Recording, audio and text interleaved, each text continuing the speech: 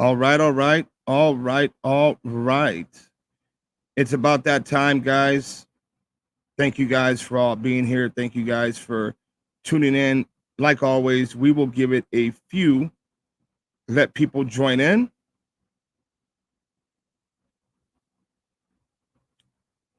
Let me see here. So as you guys know, we're going to have Mr. Paul Dotsky and we're going to have Dr. Colleen Fitzpatrick on the show. They are in the back room now waiting. We will give it a second, let everybody get in here. And while we are waiting for more people to get in, let me go ahead and play the intro.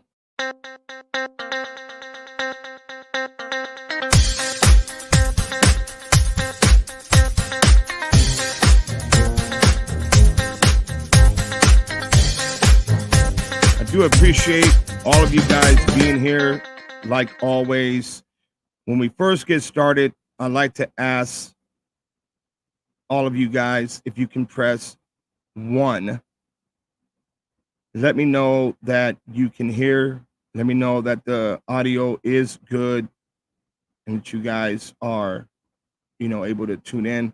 I thought by doing this 24-hour reminder of the live feed that more people would see it and more people would be able to click that reminder bell and be ready for the live. I've had so many people tell me that they cannot or they're not being notified. Salute. Thank you guys for all being here. So what we're going to do now is I'm going to be bringing in Mr. Paul Dotsky. He is going to be next in line to come on. Hey, Paul. Hey there. Hey. All right, guys. So Paul is here with us, and it's going to take us a few to get the stream going. Miss Dr. Colleen Fitzpatrick, she's in the background now. Paul will be introducing her. Go ahead, Paul. That way you could, give them some feedback about Mrs. Dr. Colleen. Okay, so Colleen and I have known each other for quite a few years and worked together, and she does some pretty amazing cases. She's she doesn't talk much about it. She doesn't brag about it, but I can. And some of her, she's done some amazing stuff with forensic genealogy, and then over a decade I've known her. The science has advanced tremendously on what they can do. And she does not only criminal cases, but historical cases. She was able to identify a child from the Titanic, that came floating up. And that was like 1915. And they exhumed the body, and through forensic genealogy and DNA work, were able to identify that child. She's worked in Europe. She does some amazing work with Holocaust fraud. So people claim to be Jewish Holocaust survivors, and they get money, for reparations or something like that. So she's exposed a lot of these Holocaust fraud folks too. Then, of course, is locating, identifying murder victims that have been, you find a body and for decades they don't know who that is. And so using her forensic genealogy techniques and DNA, she's able to identify them, and she'll go into more detail about that, as well as identifying murder suspects. One, a very interesting one that she did is did the genealogy of this suspect. I think I don't know if it was semen or blood, and traced this guy's genealogy all the way back to the Mayflower when it landed. Wow. So, yeah, so she does some amazing work, and a lot of departments are unaware of her capabilities and what her team can do, particularly in identifying a very small amount of DNA and identifying a murder suspect or something like that. And her most recent case back east was a girl who was stabbed to death in 1972, which is almost 50 years ago. And the work she did, the DNA took about 6 months to get. But it took her, after they had the whole DNA profile, it took her 2 hours to identify the murder suspect from 1972. Wow. But anyhow, there's a lot going on, and I'm sure she can answer some questions and fill in a lot of the blanks that I'm leaving out here. All right, Okay, thank well, you thanks. for that introduction. And Mrs. Dr. Colleen Fitzpatrick, she is here on the live stream, and the floor is yours. Well, thanks for the introduction. So you can start the questions. I do want to emphasize, that's kind of a nice introduction, but almost everything is a team effort. That recent Naperville case, we have a great team of genealogists that worked on that. The one gal who did it just, immediately honed in on those clues and was able to solve it very quickly. Titanic baby, it was another team. It takes a village, as they say. So thank you for the accolades. I want to share that with everybody else that has been involved in those cases. Awesome. You guys heard what she said. If anybody has any questions, so what we usually do over here is I give people the chance to call in instead of just typing their questions out. So that's something that we are going to do today, guys. In a few, if you can, Dr. Colleen, is there any way you could let everybody know maybe one of the stories or something that you have, the Titanic one, right? How long did it take you to actually figure that one Well, out? allow me to say, as I said, I played a role in that. Now, that's going back about 12 years. In that case, I was working with the Armed Forces DNA Identification Laboratory. And we also worked with some labs in Canada. There had been a petition by certain families. Let me go back. There was, of the 320 something bodies that were recovered from the Titanic, there was only one child's body, and that child kind of represented all the children. There were over 50 kids that died. So that child was buried with a lot of ceremony, a lot of care in Halifax, Nova Scotia. And fast forward to the 90s, there was a few families that thought the child might be their relative. So they petitioned the Canadian government to get him exhumed. When they did that, they actually exhumed 3 bodies, but the child, they found out it had like 3 baby teeth left and a piece of wrist bone. And one of those baby teeth was, it was revealed that it had soft tissue remaining, and they got mitochondrial DNA. They got DNA out of it. So they get mitochondrial DNA because it turns out it's very abundant, and it's an easier way for the lab to get DNA out without much explanation. Just take it at that. They got mitochondrial DNA, and they thought the kid was about, say, 2 years old. They had pediatric dental people involved. They had, was it facial maxial? I forget, the experts on jaws and faces. They had them involved, and the consensus was the child was about 2 years old or so. So based on that opinion, they were able, and based on the mitochondria of the 6 candidates on the ship's manifest, they were eliminated 4 right away. So there's only 2 left, and that was a Finnish baby and an English baby. And because of the age, I think they assessed the baby was like a year old or something. So because of the Finnish child was younger, I think he was 14 months, and the English child was like 18 or 19 months. Mm-hmm. They said it has to be the Finnish baby, and they went ahead, had a big press conference, big bang in the news, and then the trouble started. The shoes of the child were archived in the Maritime Museum in Halifax, and the shoes would have been too big for a 14-month-old baby, because the baby had been in the water for about a week when they found him. The shoes would have fallen off of a small child. So went back to the drawing board, did another mitochondrial test. When you do these tests, you don't test the whole DNA, you just test a little bit of it. So the first little bit ruled out 4. The second little bit, it was tied between the 2 babies again. So they couldn't break the tie. They didn't know which baby it was. And it turned out that, the initial identification had been based on opinions of dentists. And well, that could be wrong, but the DNA didn't lie. The two children were, identical in that form of DNA.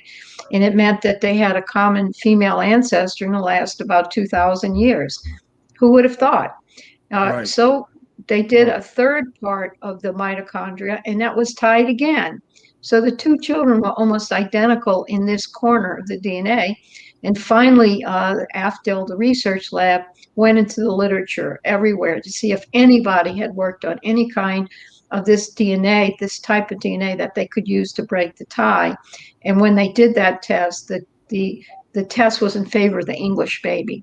The English baby was identical. The Finnish baby had a tweak or two different, and that made the identification as Sidney Leslie Goodwin from England. And when that was done, it was done on only one DNA in one cell of the child's body, because if it didn't work, the DNA was going to be gone and it would never be resolved. And they did it. Wow. I helped find the family references to compare that DNA to. That was my role. I was not in the lab. They had brilliant people in the lab. They should be recognized for that. I helped as the genealogist, a genealogist on the case. Wow. That's amazing. We have someone that has a question for you. The question is actually on the screen right there. Is Dr. Colleen still working on solving who the Somerton man is? Let's say this, nobody right now is working on, nobody outside of, I think, the medical examiner in that town, I forget the name of the organization, is actually working on it right now officially. I have worked on it for about 5 or 6 years with Derek Abbott at University of Adelaide. And so we are informally continuing on what we can do outside of the DNA. And we hope that, we're in touch with the medical examiner. And when they're ready to go forward, we hope that they'll work with us. It's their decision and we're ready. Fantastic. Fantastic. Hey, Paul, I have a quick question for you. So we sent out the soil samples, right? I know a lot of people are going to want to know. Is there any way you could explain exactly how long, give or take, it will take us to get those results back in? Yeah, the results would probably be in, I think, in about 2 to 3 weeks, probably closer to 3 weeks. But that's just the first stage. So the samples go to a lab for GCMS, gas chromatograph, mass spectrometer work. And this will identify all the chemical compounds in the soil. And there are about 450 chemical compounds associated with human decomposition. But there's about 30 human-specific markers, chemicals.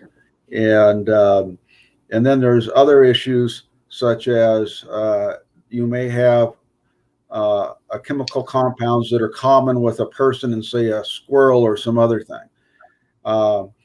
And so but the ratios will be much different. So, which also can lead to, the saying that it's from a human. So it's super complicated.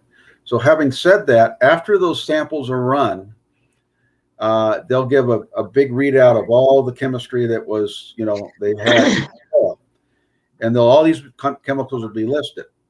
And there's only 2 people in the world that can actually do the interpretation of the analysis, and that's Dr. Arpad Vass and Dr. Brian Eckenrode at the FBI Academy. He's co-author 2 of his papers. So after the data comes in, then it goes to Dr. Vass to interpret it, and he will write a report on that. Okay. So I've had a lot of people contact me and they wanted to know more or less like how long it would take. Thank you for answering that. And another thing is a lot of people are contacting me, asking me exactly how Dr. Vass's the machine works that he has. Is there any way you might be able to explain that a little bit? You mean for searching for people? Yes. No, we can't really talk about that because people would steal his technology. Gotcha. It just works. It works. Yes, Yeah. indeed. Okay, guys, if anybody has any questions, call the phone number down there at the bottom, 661-299-7521. Just call in instead of just typing your question out here on the screen, because I can't catch every single question on the screen. So just feel free to call in at 661-299-7521. Now, I know the other day when I was talking to you, Paul, you said that there is only Dr. Colleen here is like, there's no one else that really does what she does, or Well, no, there's other people that do it.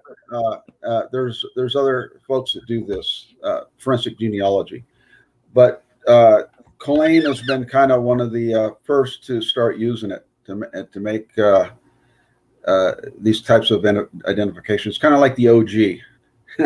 Right, gotcha. Now, Dr. Colleen, I was asking you earlier about the case for the boys out in California City. What would be like, how should I say this? How should I word this? Where would you be able to help us in that in any way? Well, let's put it this way. The process, as I understand it, is the boys disappeared and you're looking for them. Yes. So if you happen to find, the way it usually works is, say you find the remains of a child and you think it might be him, that has to go through the medical examiner and the proper channels to get the CODIS done to see if there's a CODIS match to known samples, family samples, or to known samples of the boys themselves. Now, if that fails and it's not the boy, we can step in and find out who it is using forensic genealogy. The difference is the official way you need that family reference. But now in forensic genealogy world, you don't, because you rely on other relatives in the database, even third cousins, distant cousins, to be able to identify those remains. Okay. Because I know when we went out there, we were there. Oops, that's kind of loud. Hold on. That's Avon calling. Bruce. Hey, Bruce, you are live. Hey, what's up, Steve? Hey, hey, how are you? Quick question, Mr. Paul. Yes. You were just explaining about the samples. So, would you be able to explain the samples after everything's done, and then Dr. Vass does his thing? Does it actually, since your dog locates it, does it actually, for the test that the doctor does it actually, will it pinpoint that somebody is there, but it's not going to say maybe who it is? Or will it say who it is? And I'm just going to take it off the air so somebody else can call in. Thanks, Steve. Okay, you're welcome. Thank you, Bruce. No, it just tells us that there is human decomposition at that site. That's what we get, and that's usually associated with someone being buried unless they move them or something. That's it. Yeah. So if there's a dog buried there, the chemistry will be way out of whack, or something like that. But or another animal. However, one of the places I train my dog is in a pet cemetery. So there's hundreds of buried pets. Then I'll take a little jar of soil and put it outside the cemetery. And this is an ad hoc one. It's not like an official one. It's kind of like just everybody puts their pets there. And then I'll put a little jar of grave dirt that's, say, 100, 130 years old in a bush. So the dog's got to work over all those different types of animals. And he goes over them like they're not even there. So, and then he'll find this grave dirt that's well over 100 years old and alert on it. So the dog's good enough for me. But when you're trying to get, especially, with the record we have of over 250 recoveries working overseas, the dog's good enough for me. But when you want to try to get the authorities to do a dig for a body, it's nice to have that irrefutable scientific evidence to kind of prod them along and make them do the right thing. Gotcha. Now, I know there's something that a lot of people are worried about, Paul. And because I've had so many people ask me this question, exactly like what's going on a little bit right out there in Bakersfield, Cal City. corruption. Once we get the results back, right? And Dr. Voss, he reads over it and everything like that. What is the next step that we do?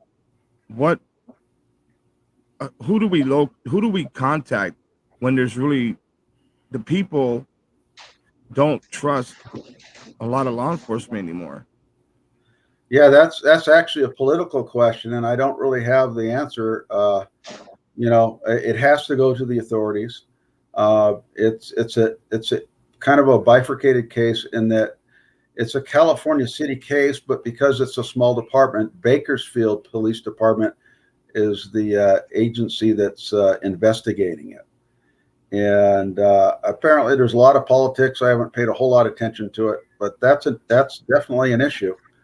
And obviously we want to work with them and give them everything we got. It's just who is the them? Is it the FBI? Is it the Bakersfield PD? Is it California City? There's all this other intrigue going on that, that typically happens. So I can't tell you the answer. It's a political deal, and hopefully we can figure it out. Right, I know what you mean. You guys just know that we're gonna do the right thing, no matter what it is. We'll make sure that we speak to the right people. In regards to anything that we find, whether it's in California City or out here in Palmdale. There is a few locations that we went to here in Palmdale that Paul's dog kept on alerting that one day, huh? Yeah, I think we have several of them. We have the 2 different mine shafts. We have the people on either side of 106 there at the canal. Mm-hmm. And I might have a few others. There's a lot out there. Let's just say that. And we have specific information that they were in these areas, and we found them. Right, and that's if you guys remember on that video, we came across what was it? Goats, right? About 4 goats out there. That's somebody left on the side of the road, dead there. With ropes around their neck.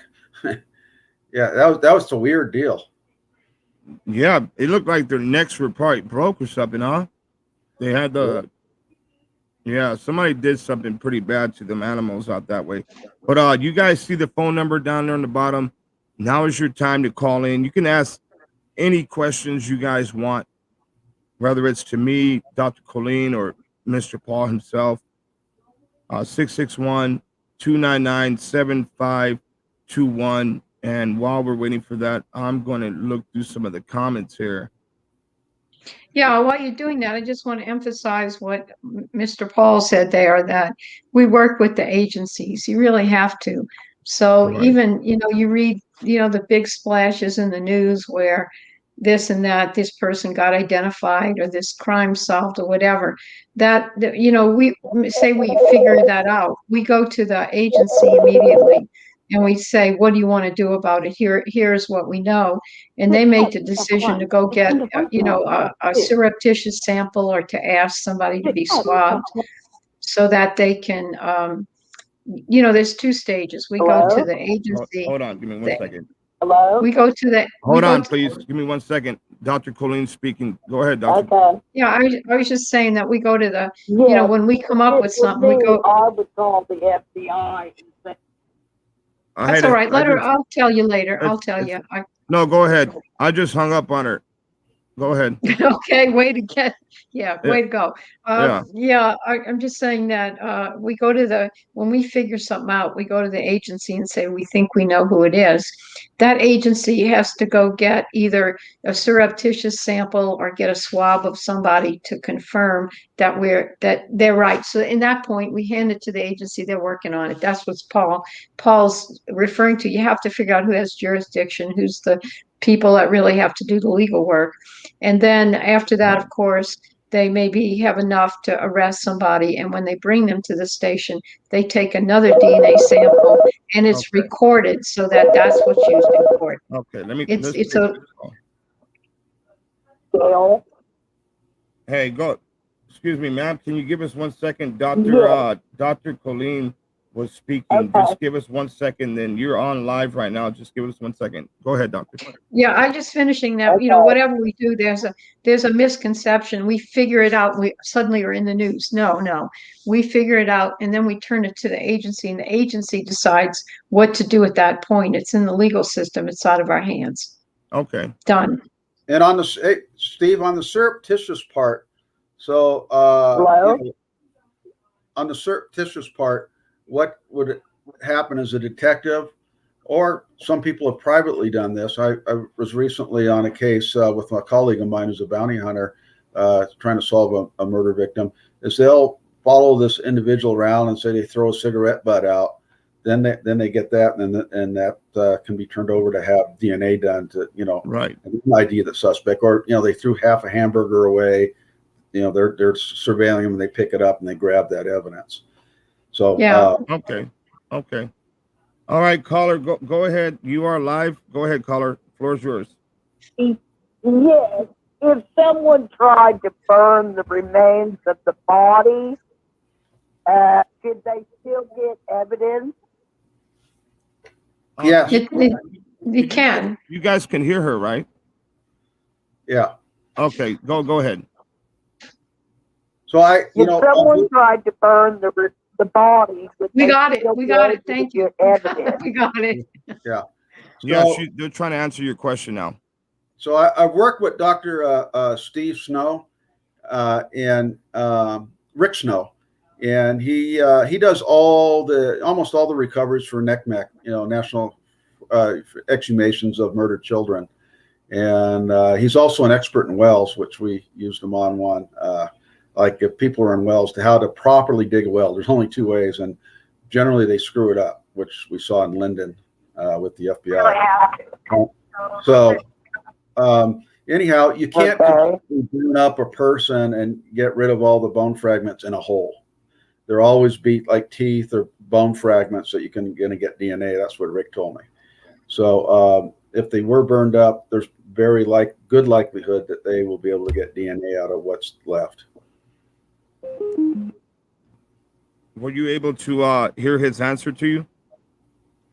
Yes. Another question is if it were like me, I would go to the FBI, because with all the situation with Bakersfield, I don't know. But if it were me turning the evidence in, I would directly call the FBI and say, look, I've got evidence of a kidnapping and murder here, You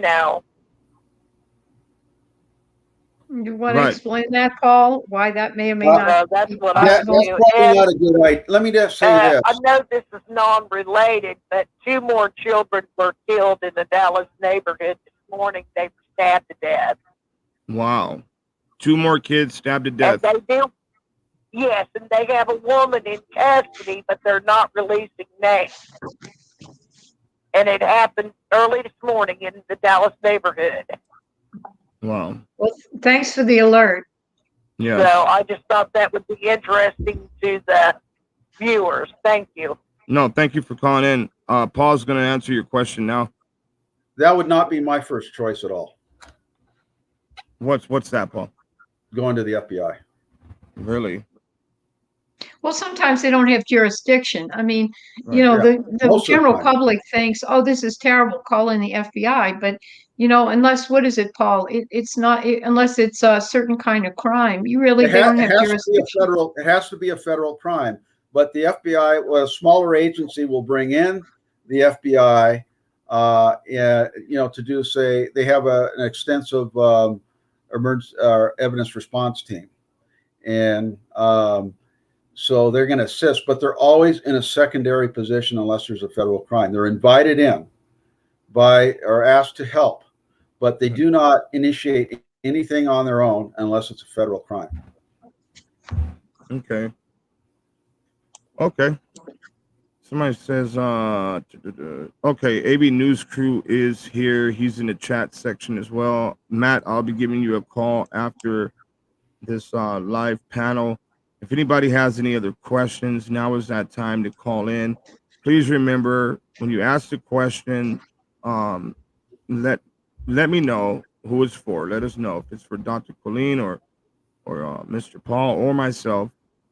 Let us answer the question before you speak again, because then it's just going to get all kind of messed up. Yeah, I want to say hi to Karen Coyle from Tipperary.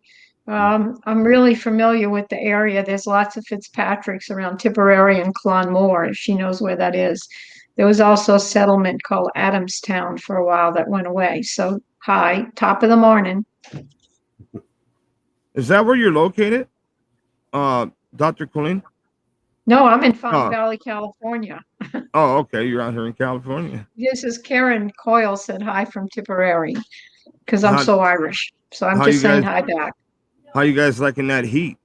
Heat is killing. No, not quite yet. Paul is the one that he's up in, the desert, I think. Yeah, I'm more closer to the beach. Oh, you're lucky you. I'm out here in Palmdale, California, and we're burning up out here. Yeah, about 120 degrees worth. Yeah, that's crazy. But yeah. So you guys see the number down there? I'm trying to read through the comments now. Me too. Yes, there is a song about Tipperary, right? I'm aware of the song. I won't sing it, but there is a song about that. Hey, Colleen. Hey, Paul. Hey, I got a question until they have someone come on.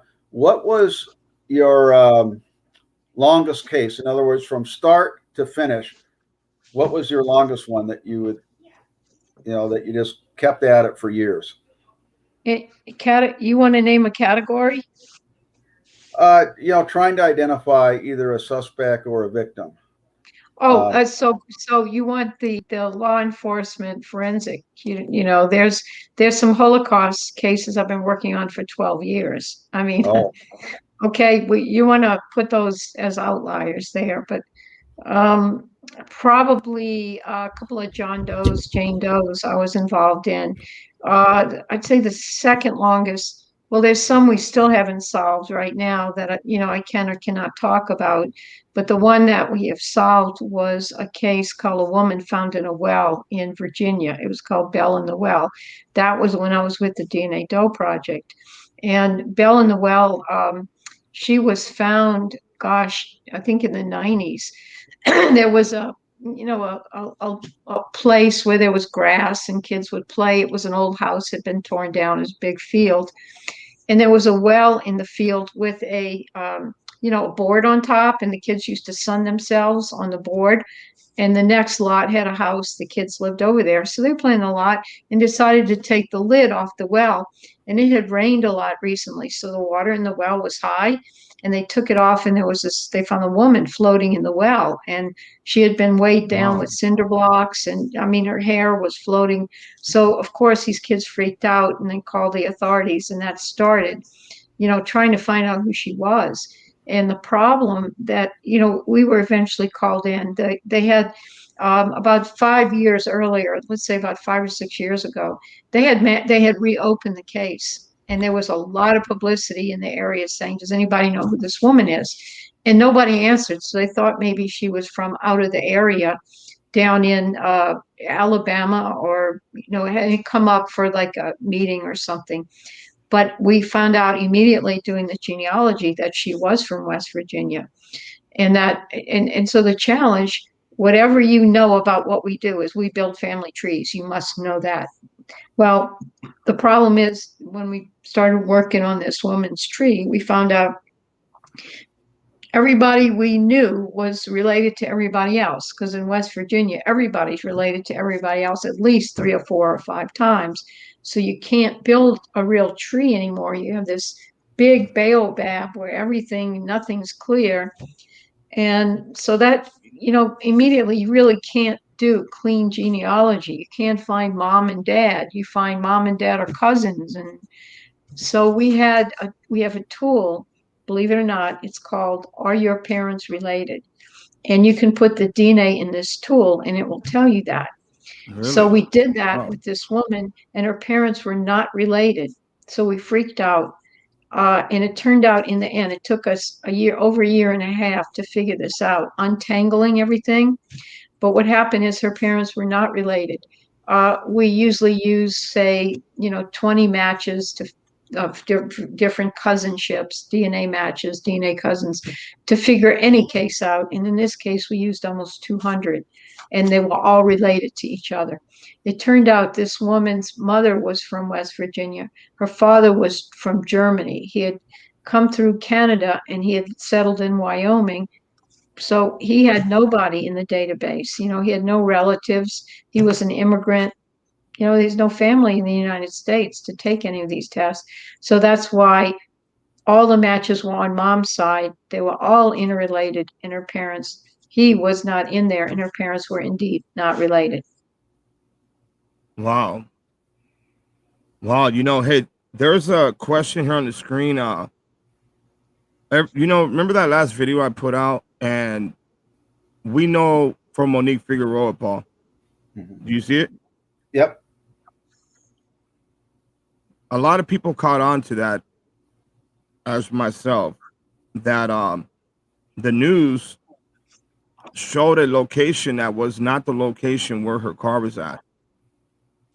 The location where we know of her car to be, that wasn't the location they showed where the car was found. But that is the location that we know of is the location where Mr. Figueroa, he knows that his daughter's car was there at that location as well. Why do you think that is, that the news would put out a different location? Well, I think it could be just a mistake, because remember, the car was there in the shed and subsequently was moved down to Fort Tejon Road. So maybe that's the deal. They looked at the second location instead of the first location because the car had been moved. Okay, wait a minute. They looked at the first location. The first location would be where the car was moved from, right? Well, the first location is the little house there. Yeah, up, the little Springs, and it was parked partially sticking out of that shed there. Right. And then it was there for a while. Then it was towed down to Fort Tejon Road and left on the side of the road. So it just got it later and filmed the one at Tejon Road instead of the one where it was initially located. Mm. And yeah, there are people that are keeping up with the case with Monique Figueroa. It's a strange one, and there's a lot of stuff involved with that case. A lot of stuff I'm not going to speak about, online, but there's a lot that's going on, guys. I've gotten a lot of questions about that case as well, Paul. There's a lot of people that are concerned, worried. There's a lot of people that are even asking if the case could be related to Gloria Huerta. Yeah, well, there's a lot of gangs out there. So most likely it was one of them. Yeah, guys, it's we're getting closer though for answers. We're doing the best we can. That's all we can do. Let me see here. I think I've seen a question up here. Somebody tried calling in right now, then he hung up. Go ahead and try to call back in if you have a question for any of us here.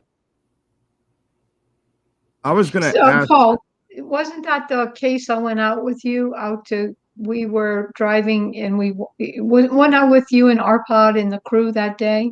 Yes, that's where we parked. And remember that guy came up and talked to us, and we were able to we had a producer with us and able to give him his card. We kind of said that fibbed a little bit, said we were looking for a film location. And then we went up to do our interviews up at the Devil's Punch Bowl, and sure enough, here comes the tweakers, giving us the eyeball. So he called someone to come surveil us. Yeah, there was like this big hill. There was a couple of houses where we were looking. We weren't in the yard, but we were looking at the yards. And then on the other side, there was this big hill, and that's when that what you mean by tweakers to come and look at us? There was some guy that came up and talked to us for a while. Right. And then we told him, we're going to go do some filming at Devil's Punch Bowl, which was true. And then we saw, the tweakers come by and give us the eyeball. He had obviously called someone to check us out, see if the story Yeah, yeah. The So tweaker. we faked it. We did pretty good on that. I hope he's not watching the podcast because You wouldn't believe how many people actually watch these podcasts. I mean, there is a lot of tweakers out here, and that's why Paul is referring to them as tweakers. And there's actually, I wonder if I should talk about this here. There's a couple other murders that happened out this way. One of them involving a deputy sheriff. And I kind of stumbled across that deputy sheriff's case, looking into the case of Gloria Huerta, which intertwined my paths with Mr. Mike Bauer as well. Hopefully one day Mike will be joining us here on the live stream. I think he's actually he might be tuned in watching right now. But if anybody has any information for Gloria Huerta, feel free to call in now if you want to. If you have any type of information for Gloria Huerta or for Monique Figueroa, you guys feel free to call in with any information that you might have. It'd be greatly appreciated. As far as reward goes for Monique Figueroa, I believe it has gone up, right, Paul? Did it go up? I don't know. I know it was. I think every year or two they have to reintroduce it or something. There's a lady that kind of oversees that for the family. It goes and talks to Susan Barger's office and says, "Hey, can you re-up the reward because it expired?" Tina T has a question. yeah. Tina T, thank you for that question. And to answer your question, it is yes. Okay, we have a call coming in, guys, from Idaho. Idaho is calling in right now. Oh, Dirty Ninja. Oh, Dirty Ninja is calling in. Hey, what's going on, Dirty Ninja? Oh, nothing much. I'm just curious. I've had some experience with dirty informants, and I was wondering if they've ever run across, like, I heard them talking about tweakers. There's one in particular guy who was an informant for the police officer that was a meth addict. Have they ever run across any dirty informants or anything that was suspicious regarding the cops' behavior? I've experienced that a lot in a small town I lived in called Kellogg, Idaho. Just wondering if they've ever run across anything like that. I guess that's going to be for either or, right? Dr. Colleen or Paul. Yeah. Either one of them, if they've ever ran across anything like that. If they haven't, that's fine. I'm just wondering if they've personally ever seen anything like that. You guys have a good day. Much love. Hey, much love to you too, Ninja. Yeah, why don't you go for that one, Paul? Yeah. Well, we're primarily doing field work out there. We have information doing field work, and then we just go ground truth it. So I'm sure that, they have detectives that do a lot of that stuff, but we're not privy to it. But if we get information from, I wouldn't call them an informant, I would say a concerned citizen who has information, and we go out and ground truth it. It's either there or it's not. And the dog is the tip of the forensic spear. And then everything lines up after that. Yeah, you have to work eventually with the authorities. There's Right. no ability to get a tip and go out there. Oh, we found the body. Let's identify it. There's a press conference. It doesn't work that way. Right. Okay, we have another call calling in. Go ahead. You're on live. Hello. Hello.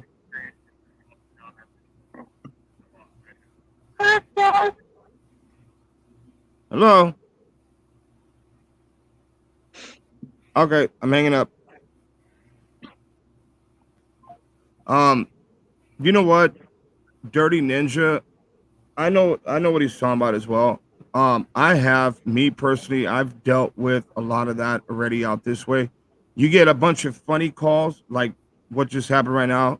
I'm pretty sure somebody's trying to change their voice.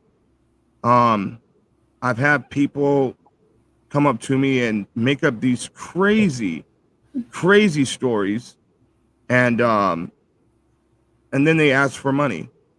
Well, you got $100, or you got $200, or I could tell you what I know, but I'm in a bad spot right now, or I'm kicking, I don't have no dope, and but I could tell you what you need to know. It's like I wasn't born yesterday, so I'm not just gonna start handing out money to people for information as well. But if somebody needs help, they need food or anything like that, we're gonna take care of them for that. But drug related issues, no, I'm not falling for that or doing Well, that. just so somebody phones in a tip, you don't race after it. I mean, it's got to be consistent with what you already know. And if you say, yeah, okay, and you think about it and you don't get back to them, it doesn't seem reasonable, but they really are some, there is really substance to that.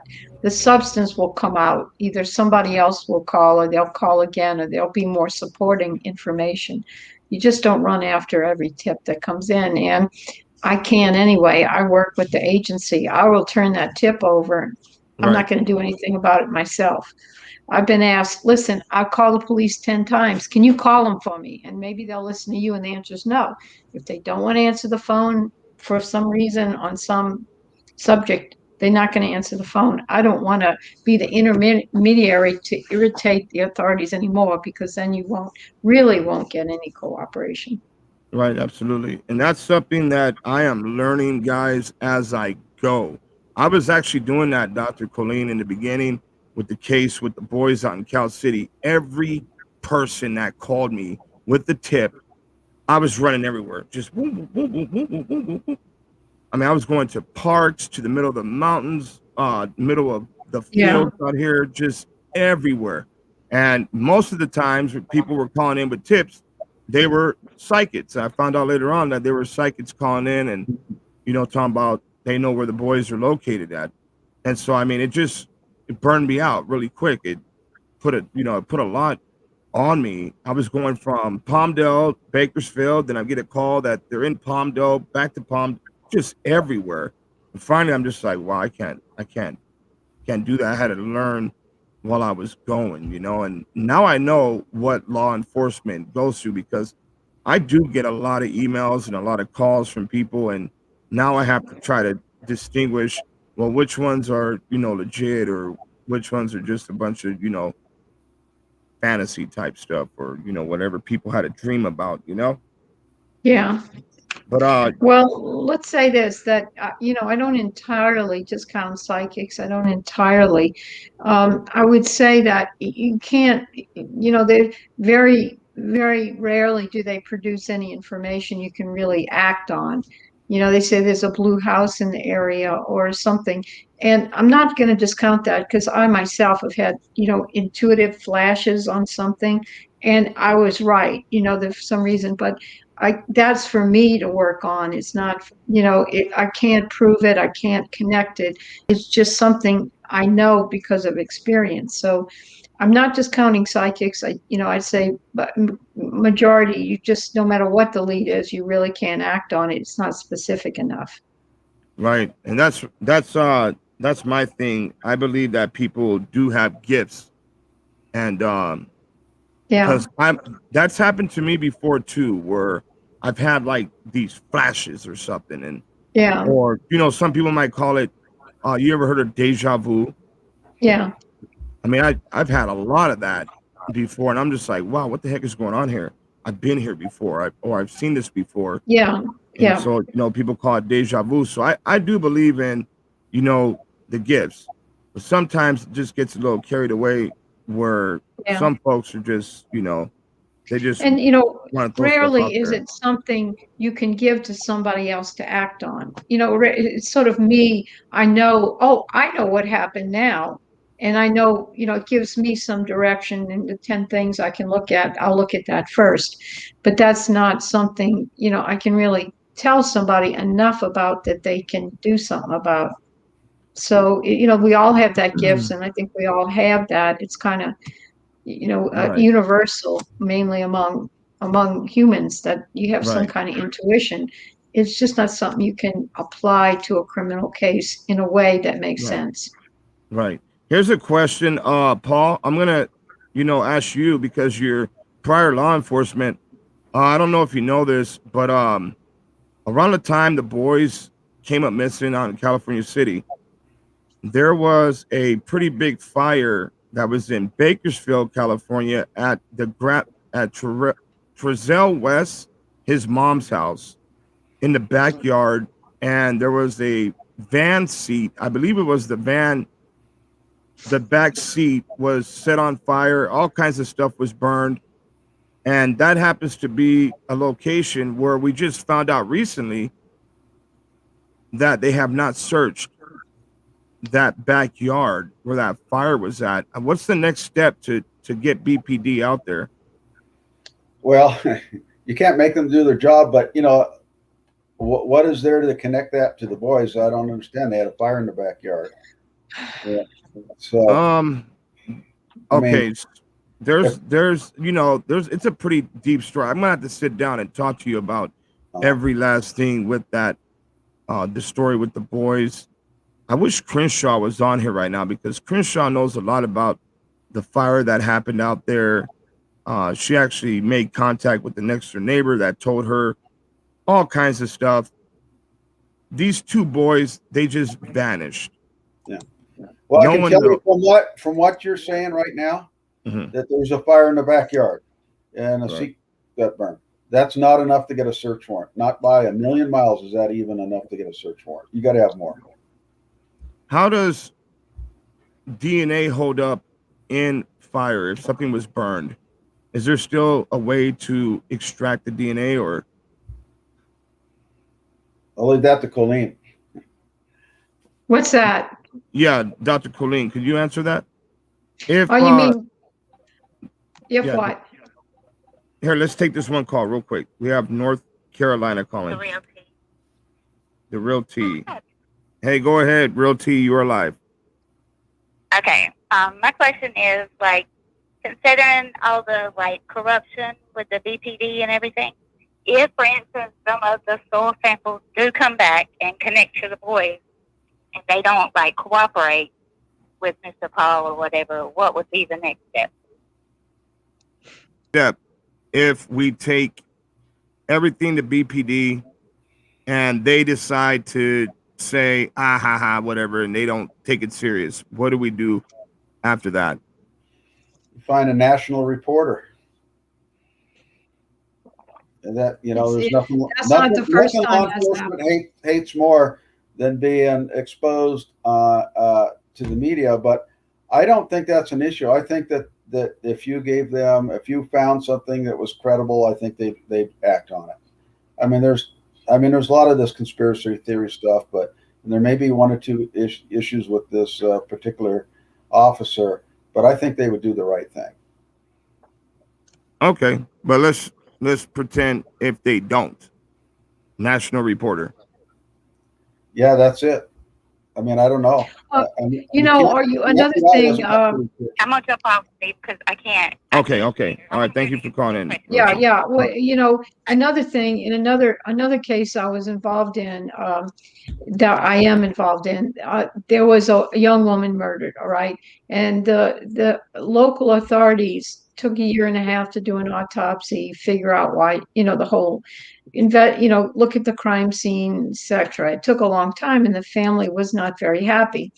And the sister-in-law called the DA a number of times, and the DA wasn't, really cooperative, whatever, dragging his feet. So this gal went on change.org, and she said, I need help with my sister-in-law's murder. This is what happened.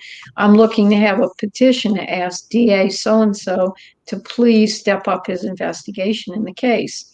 And she put that on Facebook and out there, and she got 50,000 signatures within a day or so, day two. Wow. And we started answering her calls. Wow. That's what needs to be done sometimes. Now, Paul, have you ever, not to try to put you in a hot seat, but has that ever happened to you guys as long as you've been doing this? Have you ever taken samples or, any type of DNA proof and lab stuff to authorities, and they just basically don't want nothing to do with it. Or Mrs. Dr. Colleen, you might. Well, first, my answer is really, we don't take samples. We don't go out. Paul's the one that goes out and takes samples of whatever. We don't take samples. We are given samples to work on. Okay. Okay. Yeah. So, we're out in the boondocks, and we, feel we have something. I have a case coming up, but I've actually just talked to the journalist that'll won't be published till fall, but so I can't talk too much. But I can tell you this, and Colleen has helped me tremendously on this. What we have done on this case, on this missing person case, has never been done before in history, and nor has anybody ever thought of doing what we did on this case.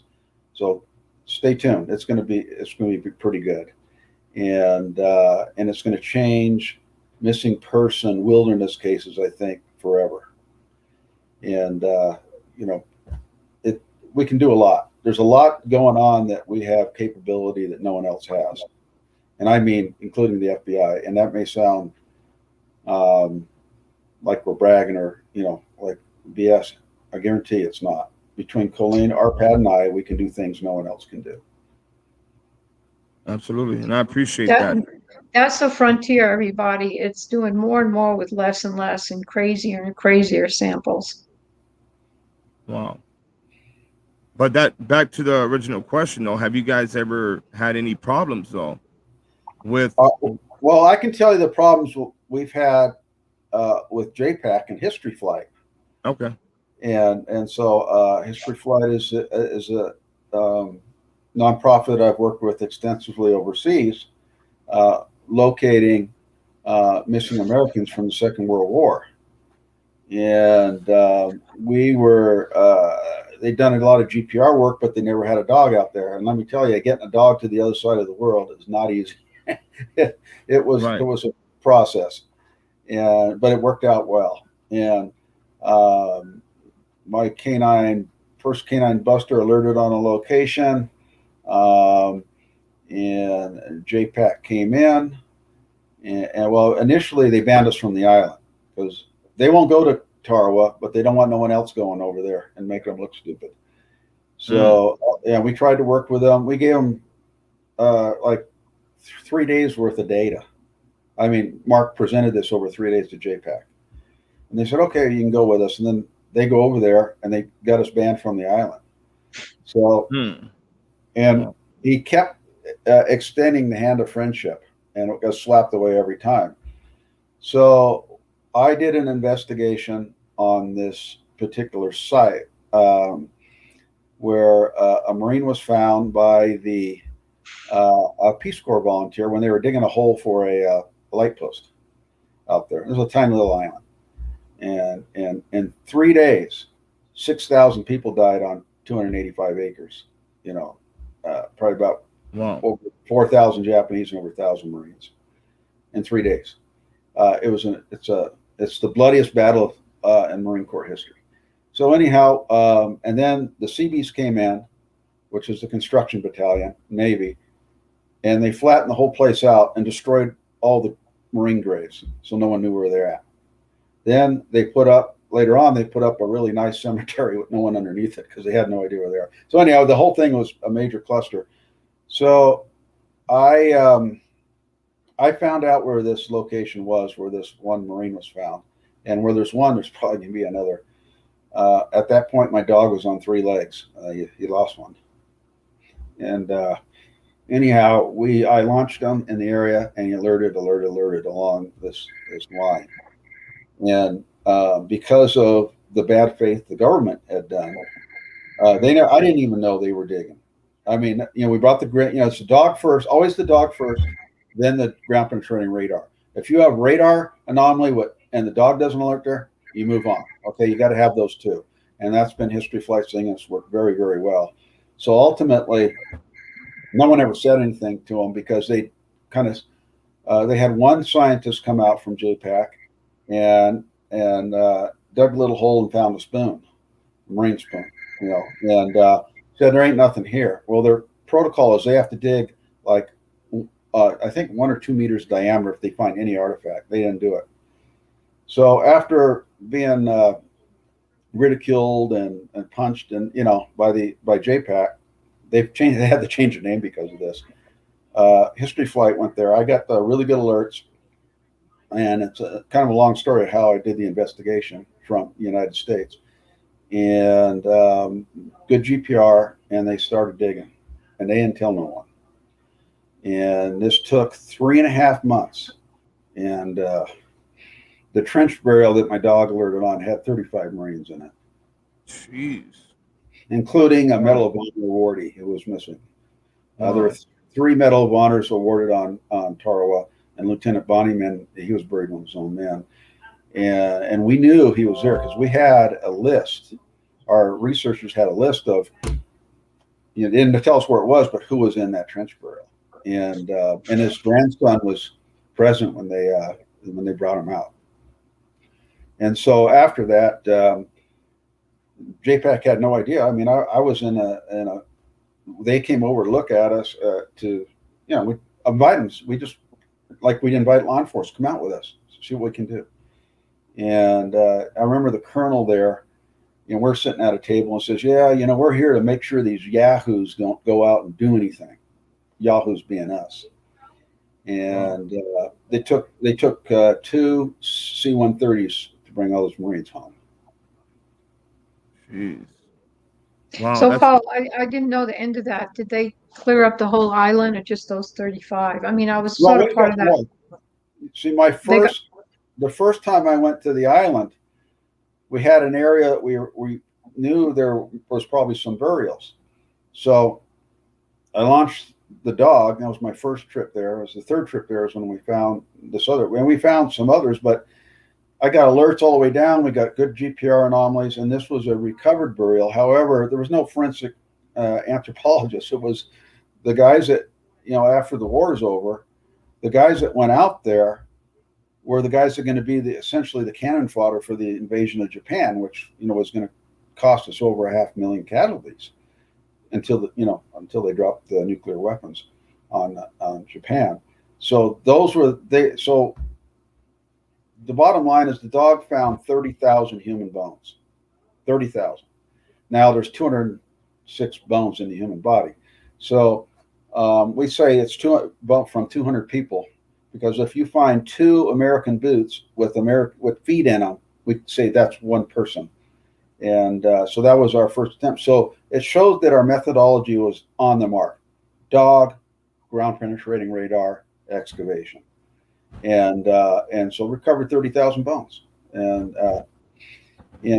I think that pretty much proves it works. And then when we got this control, and I got some single ones, I went to a site where there was one Marine with 4 Japanese soldiers in the same hole.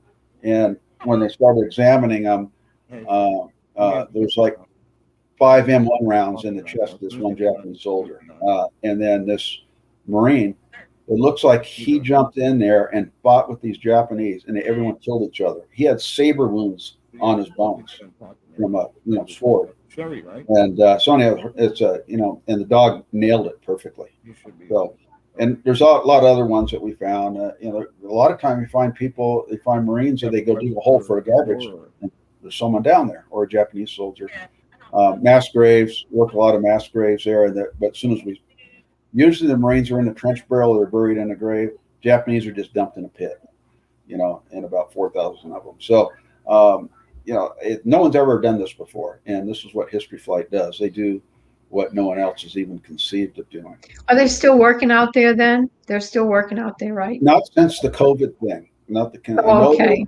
There's other places, that they're researching now, looking in the Philippines, particularly where the Bataan death march took place. And so they have some information on that. They have researchers that have been researching, that whole thing. And we could do the genealogy on that. Oh yeah, Katataban is a POW camp where the Japanese basically starved all our POWs to death. Wow. And some made it, but not that many.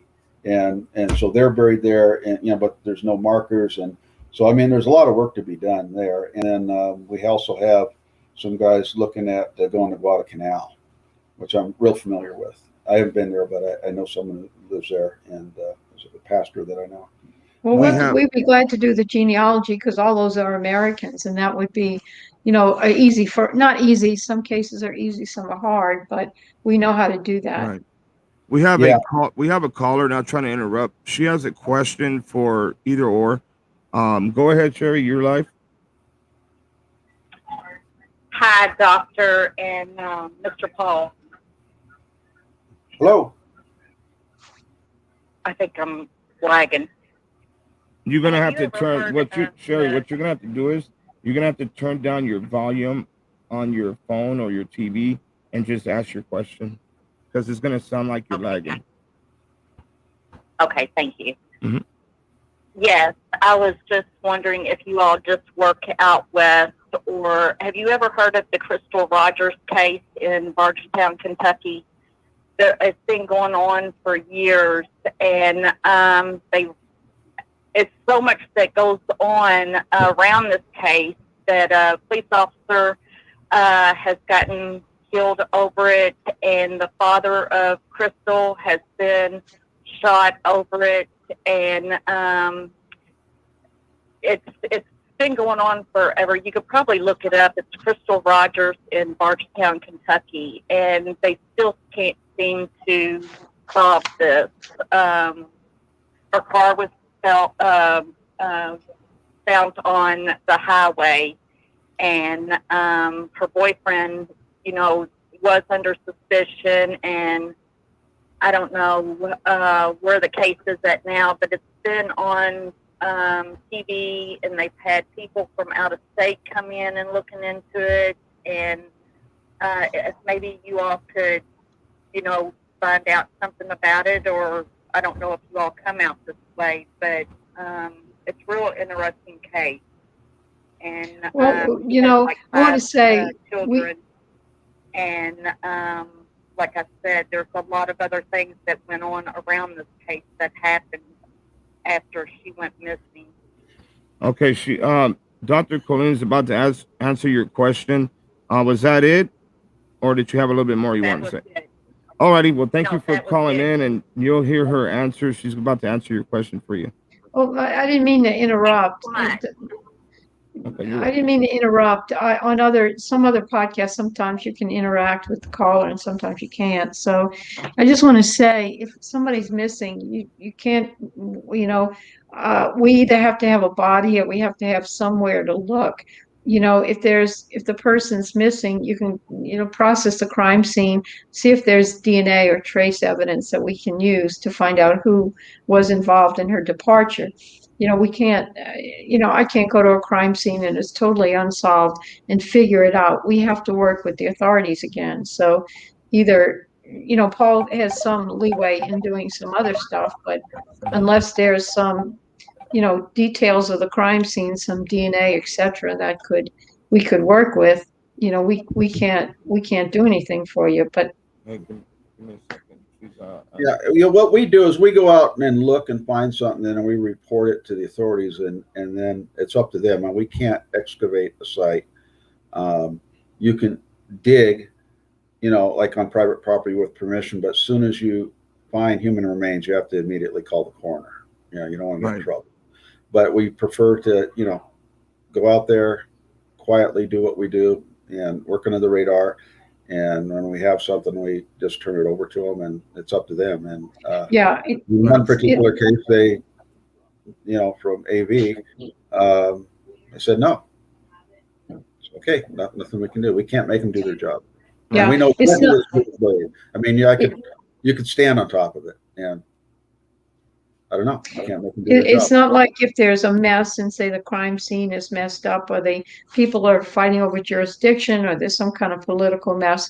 We can't just step in like miracle workers, solve the case. And, you know, we have to work. If there's a mess, there's going to be a mess. That's what's going on out here with the boys in California City. We don't know if they actually came up missing on the day that they reported them missing, December the 21st. And we don't know exactly where those bodies are at. If there are bodies or if they sold them, you know, so no one's seen those kids for a month before they reported missing.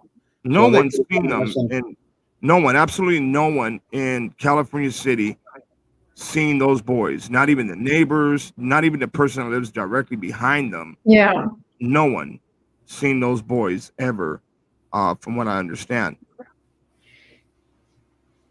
So we have a security video that I found from the neighbor's house, but other than that, we have nothing else to go on. I mean, we all pretty much know that family, Terzel and Jacqueline, they just fabricated some weird story, put it out there. Now we're trying to figure out, well, did they actually come up missing on the 21st, or maybe around Thanksgiving, or Halloween? We just don't know. So just doing a lot of hours and a lot of driving around trying to figure it out. Yeah. You And that's see, we all. can't, we're also, in that zone, right? We don't know either. Yeah. Well, we are already over our time, guys. I try to do 1 hour podcast. If anybody else has any other questions, now is the time before we get off. I do thank you guys and appreciate you guys for being here. Appreciate all your questions. If anybody has any questions for Dr. Colleen, now is your time, or for Paul, or for myself, let me know, call in. Or you could go ahead and put your question here, but like I said, if I see it, I see it. If I don't, then I don't. Not that I'm purposely trying not to see it, just I might overlook it. Other than that, Trying I to do. read the comments here. I'm sorry, my glasses aren't that good. But I do thank you, Dr. Colleen, for coming on and letting all of us know what you have and the stuff that you have Okay. done. I appreciate that, and I thank you. And hopefully here in the near future, you might be able to help us out some way, with the boys out in California City. I know a lot of people have their hearts invested with these boys, and a lot of people love them. Now, you guys keep in mind, Monique Figueroa and Gloria Huerta, they are, they're still out there somewhere, and we need all the help that we can get. Paul, when Paul comes out here, he's driving 5 hours to get out here and then back. So, that's a lot. That's a lot, guys. He's in it for the right reasons. He has a huge heart, and he wants to help and with anything that he can. And Dr. Colleen, man, it was really nice meeting you, Dr. Colleen, and I do appreciate you, and thank you for connecting that, Paul. Okay, you're welcome. That means a lot. If anybody has any questions, now is that time before we go ahead and wrap it up. I'm gonna do a little bit more talking after Dr. Colleen and Paul is off of the stream. I'll talk to you guys for about 5 more minutes, and then I'm gonna end it out. Jules, let me see here. I'm gonna read through some of the comments now. Let me see if I can see anything. Paul, we have a comment from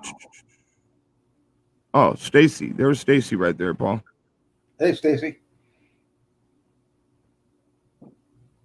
Stacy has been a big help as well with pretty much everything, right? You go back pretty far with her, huh, Paul? Yes. You went closer to so many families, and that's what it's about, guys. So I know a lot of people have asked me, why is it taking so long to find the boys, or to find anyone else? Maybe Paul could enlighten sometimes why it takes so long. You want to answer that, Paul? Well, there's no defined search area for where they're at. No one knows, but I think the only chance, and the one only chance, is to get Dr. Vass out here, because he can find someone buried from miles away. Right. And so I think that's going to happen before too long, and that's our best bet. And we have some methodology that we use with it that I came up with that really kind of makes the process go a lot faster. And I think you've seen it, the triangulation stuff I do. So between using that device and this other methodology along with it, we can track things down very quickly. Right. Yeah, it's very important that we get him out here. Huh? Yep. That would be towards the end of July, guys. If you guys didn't catch the last podcast we did, Dr. Voss will be out here towards the end of July. Yeah, with that said, thank you guys for being here on the panel. I appreciate you guys. And maybe, in the future, you guys will, join back again. Oh yeah, we'd love to. Absolutely. I know I would. Yeah. Fantastic. Dr. Colleen, and you guys want to say anything at all, guys, go ahead and type it in the comment section. If anything for Dr. Colleen or for Paul, because we're about to wrap this up. We will be having her back in the podcast again. Shelly says, please come back. Oh, I will. I'll be like a bad penny, they say, don't worry. Bad penny. And bring chocolate. Bring bring Paul and the chocolate. He got a double scoop the other day. Was it a double scoop or? Hey, dude, my wife might be listening. Don't tell her that. Okay. All right. Thank you guys for being here. I appreciate both of you. And I will see you again here shortly. Paul, I'll give you a call in about 30 minutes or so. Okay, sounds good. Talk to you guys soon. Talk to you soon. Bye. Okay, thank you. Okay, bye-bye. Bye-bye. So that is, they're fantastic, guys. And I appreciate you guys. I appreciate all of you guys for being here. I try to give a 24-hour notice. That way people could, turn on the little bell. It's like a little ringer, a reminder bells. And so many people sat here and said that they'd never get notified when we go live. We're having a problem here with the channel. And one reason is because of, the trolls. And look at that dust. Hold on, guys. I have dust on my speaker. Let me take that off. There you go. Anyway, you guys know how that goes. Once you have a handful of people, a few little trolls, once they start targeting your channel and they start reporting everything you do, YouTube, they won't ask you any questions. They won't send you an email and say, hey, what's going on here? They just automatically start messing with you. So the censorship is real, people. Now, for those of you guys who've been here on this live feed, this podcast, the whole time, there has not been one curse word, nothing at all. Yet I guarantee it. I guarantee when I go hit the monetization button, it's going to automatically turn yellow, which really sucks, guys, because we could have done a lot of positive things with any income that we had coming in to the channel. A lot of positive stuff. As you guys see, God is opening up doors. We have just, boom. Stacy introduced me to Paul. Paul introduced me to Mike. Paul just introduced me to Dr. Colleen, Dr. Vass. Doors are opening. So no matter what anybody tries to do or, detour and just hate, because that's what they do deep down inside. They just hate. They probably hate themselves. Who knows? But we could have done a lot of stuff, guys, on our own with just by you watching the videos. That's why channels put commercials on their videos. That's how a YouTube platform receives cash. It's a job. At the end of the year, you collect taxes. They take taxes out. It is, no matter what people say, they can sit here all day and say, it's not a job, it's not a job, it's not a job. There's a lot to this that's done that you just don't see. I don't have a time machine. I can't push a button and just appear in Bakersfield. It takes time, money, your transportation. You got to get tires, oil. You got to do all kinds of stuff. Editing videos, video record, knock on doors. And you don't know whose door you're going to knock on. You don't know what's going to happen. So regardless of what people think, oh, you got to go get a job. This is a job. I don't care what anybody says. It's a full-time job. And we could have, guys, we have something beautiful here. And I still hold on to maybe eventually one day YouTube will understand that it was nothing but trolls. You guys seen what these trolls did. I don't care who's sitting here now saying that they didn't do nothing and that they're victims and blah, blah, blah. No, you guys seen everything that played out. You seen the attacks that came to this channel. And there's one person that sent those people in this direction. I don't care how he acts or how he pretends to be changed. It ain't going to work like that. No, but I am holding the faith to know that one day I might turn on the channel and we're not going to have YouTube bothering us the way they have been with this censorship. Okay? When that happens, we're going to be able to do this all on our own, guys. Don't you know that? All you would have to simply do is watch the videos. That's it. We would have everything covered. Soil samples covered. If we needed a rental car to get somewhere, covered. If somebody needed to get food, and covered. Somebody needed tents, it's covered. And you guys would all be involved with that as it is because you're watching the videos. And by you watching the videos brings in monetization.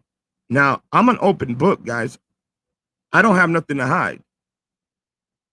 You don't bring in, some people, they got it messed up. You know, they think that, you know, just because you're on a YouTube platform, that you're bringing in thousands of dollars. Now, you would have to have a huge channel to do that. You have to beat the algorithm, continuously post and post and post and post and post and post. And that's why you see so many channels here on YouTube that really got nothing to talk about. They're really not bringing nothing to no platform at all, but they're constantly talking and talking and talking and talking and talking and talking. Live feed, multiple times a day because they are trying to beat that YouTube algorithm. They want YouTube to put their videos in a certain category where it's getting more views. I get that, okay? Where it's bringing in more income. If that's your thing, that's your thing. But this is what it is, guys. We are actually doing something to make a difference, to help people. And I really have a goal.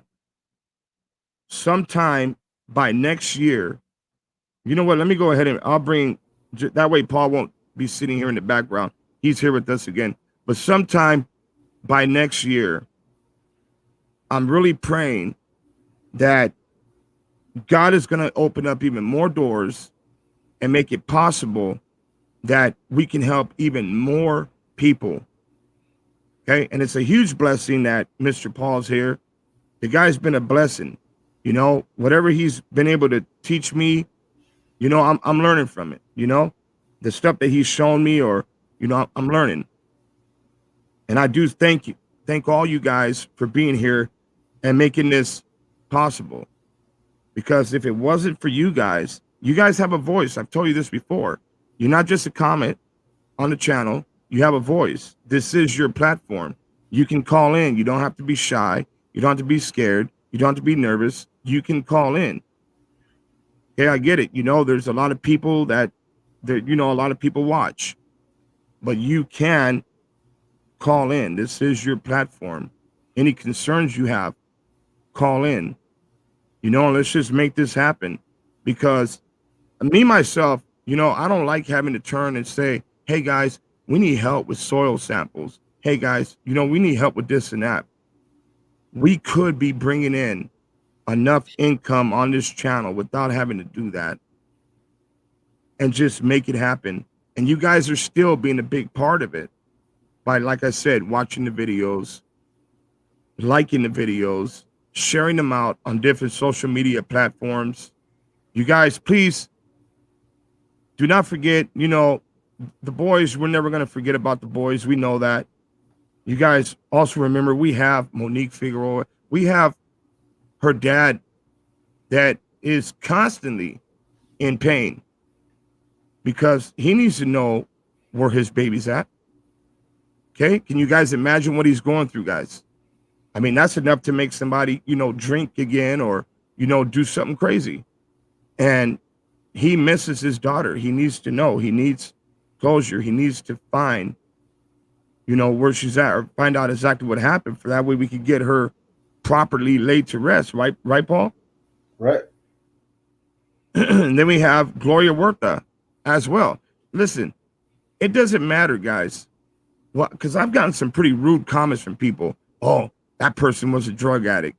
Oh, that person hung out with gangbangers. So what? So what? If it was one of your children, right? And one of your daughters or your son, you know, hung around the wrong person, but then all of a sudden they end up dead, how are you going to feel when somebody brings that up? Instead of having the heart and having, you know, the love of Christ in your heart and say that person deserves to be found. Or not, oh, they don't deserve to be found. Why? Because they hung out with gangbangers, or they might have made a mistake and, you know, sold a little drugs here and there. You know, it doesn't work that way. You know, everybody deserves to be found. And that's what we are trying to do here, guys. So I'm going to go ahead and end it on that note. If Paul has anything you want to share before we get off. Nothing additional. Great job, Steve. I appreciate that. I do thank you guys for all being here. Like always, man. Thank you guys. Appreciate you guys. Moderators, if you can, put up the address to our P.O. box. If anybody wants to send anything in at all for the homeless, or if you want to send something in, even for Mr. Dotsy or for myself, go ahead and feel free to do so, whether it be a card or whatever it is. I know I've gotten tons of cards that you guys have sent. Somebody sent tents. Oh man, we've gotten so much stuff from people. We were able to help so many people because of you guys sending in stuff. So moderators, let me see here. There's the address there. Faith, thank you for doing that. Address at United We Stand. P.O. Box is 2551 East Avenue S, Suite G, 114. That's Palmdale, California, 93550. I'm going to go ahead and leave that address up there in case you want to write it down. But with that said, guys, I appreciate you guys. I thank you guys. I love you guys. And I will see you guys here soon. I have a couple videos that I'm going to be posting. I have not put them up. I've just been busy. I've been busy. I have a lot of stuff going on. And to be honest with you, a lot of this stuff I'm learning, guys. And a lot of areas that we're going to go to, I'm not going to be sharing those locations on video because we don't want people to see what we're finding, or, you know, having these people, you know, watch a video and then run out there and try to do something like move a body or something like that. So you guys have a very good and blessed weekend. Do not forget about Monique Figueroa, Jeff Figueroa. Keep them in your prayers. Keep Rita in your prayers as well for her daughter Gloria, and our California City boys. Pray that we have answers here very soon. All right, guys, AV Watchmen, you guys are tuned in to AV United We Stand, and this is Let's Talk About It. I tell you guys, every Monday and Friday, we will be doing the Let's Talk About It podcast. Depending on how it goes, guys, I might even start doing the Let's Talk About It podcast middle of the week, Wednesday. That's maybe, depending on how it goes. But right now, Monday through Friday. Appreciate you guys. God bless you guys. See you soon.